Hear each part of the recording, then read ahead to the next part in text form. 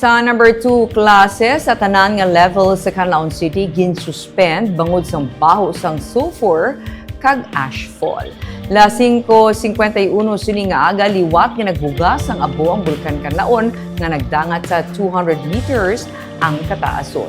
Na-eksperyensyahan sa Canlaon City ang pagtupa sang abo kag nag-usbong ang baho sang asupre rason sang pagkansela sang klase sini nga hapon.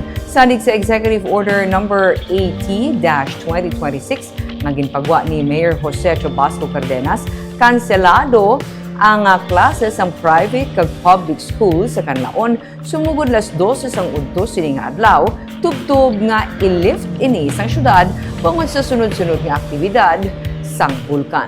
Ginsaysay ni Cardenas sa EO nga ang pagtupa sang abo ang delikado para sa ikaayong lawas sa mga estudyante kag mga manunudlo. Kinamanduan sa alkalde ang mga estudyante kag manunudlo nga magpabilin sa ilatag sa mga balay kag magsunod sa mga precautionary measures. Sadig sa records ng FIVOLCS, kahapon nga adlaw may duhaman ka ash emissions activity ang bulkan nga naglawig sa 33 minutos. Padaan ginamonitor sa FIVOLCS ang aktibidad sang bulkan samtang nagapabilin ini sa gihapon sa Alert Level 2.